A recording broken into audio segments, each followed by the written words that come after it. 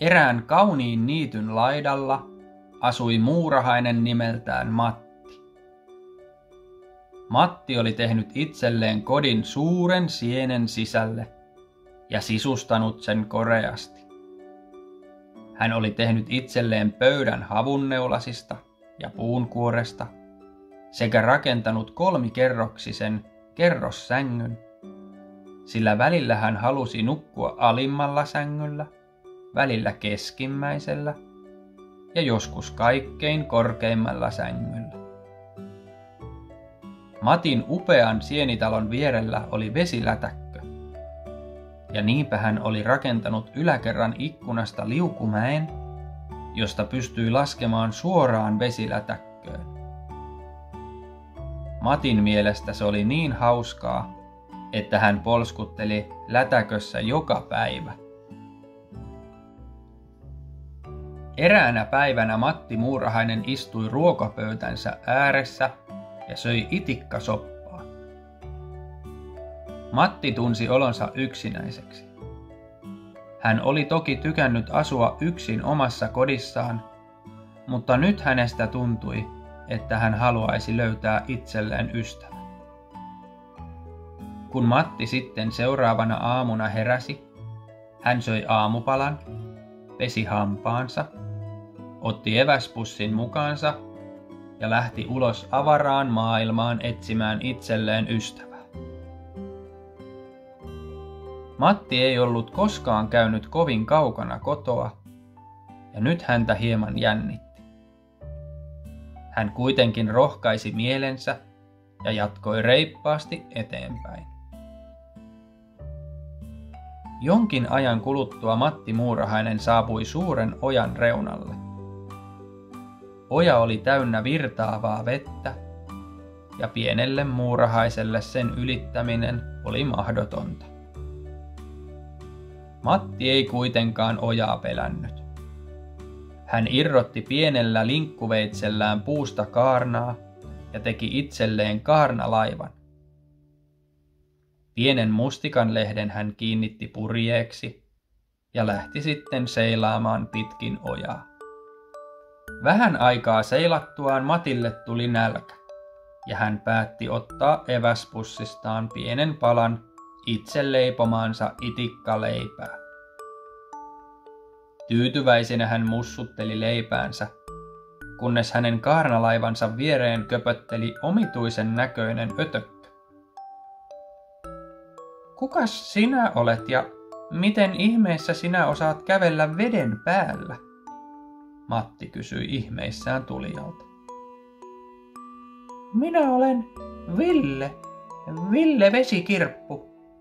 Me vesikirput olemme taitavia kävelemään veden päällä, Vesikirppu vastasi. Matti ajatteli, että jos hänkin osaisi kävellä veden päällä, hänen ei olisi tarvinnut rakentaa kaarnalaivaa.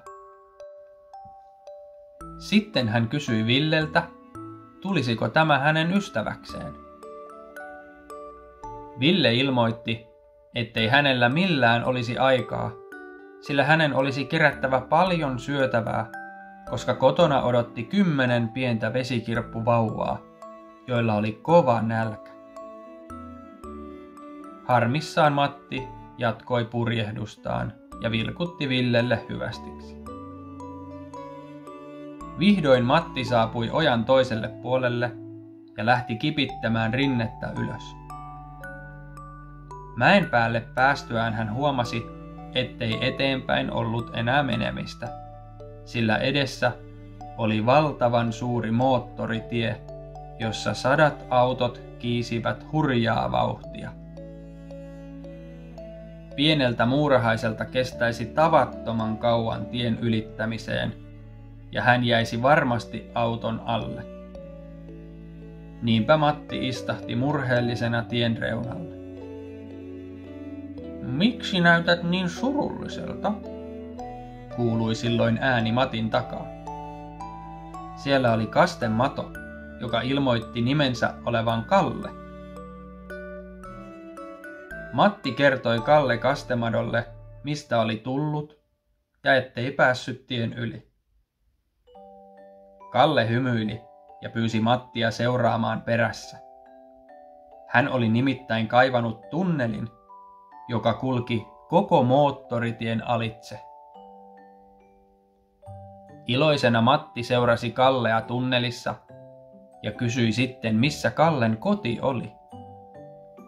Kalle kertoi asuvansa syvällä moottoritien alapuolella ja että itse asiassa tänään oli hänen matolapsensa syntymäpäiväjuhlat, joten hän kysyi Matilta, haluaisiko tämä tulla mukaan juhliin.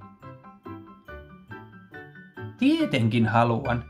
Minusta olisi hauska nähdä, millaista on matojen syntymäpäiväjuhlissa, Matti sanoi iloisena. Kalle Kastemadon kotiin päästyään Matti hämmästyi, miten upea heidän kotinsa oli. Ja kaikki oli tehty mullasta. Oli multapöytä, multatuolit, multasängyt ja jopa multajääkaappi. Syntymäpäiväjuhlien kunniaksi koti oli koristeltu multailmapalloilla ja syötäväksi äitimato oli leiponut multakakun ja multapipareita. Matti ei kuitenkaan tykännyt multaherkuista ja kieltäytyi niistä kohteliaasti. Ruokapöydässä Kalle kertoi muille, miten oli Matin tavannut ja että hän oli nyt retkellä etsimässä itselleen ystävää. Matoperhe ilmoitti Oitis olevansa Matti Muurahaisen ystävä, vaikka heidän perheensä ja kotinsa veivätkin kaiken heidän aikansa. Sitten äitimato kertoi Matille eräästä toisesta muurahaisesta nimeltään Maija. Äitimadon mukaan Maija Muurahainen asui pienen puunkannon sisällä aivan moottoritien toisella puolella ja heti herkuteltuaan lupasi lähteä näyttämään Matille paikan.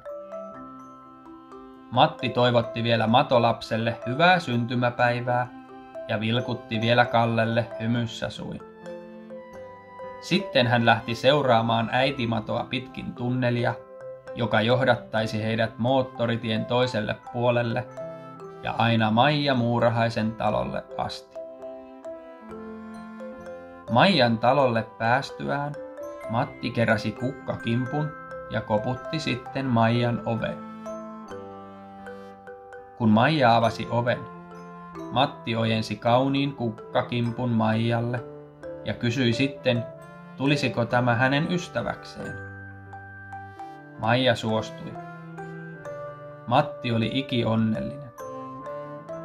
Kauniin perhosen selässä he lensivät Matin suurelle sienitalolle ja järjestivät isot juhlat, jonne kutsuttiin Kalle Kastemato, äitimato ja lapsimato sekä Ville Vesikirppu perheineen.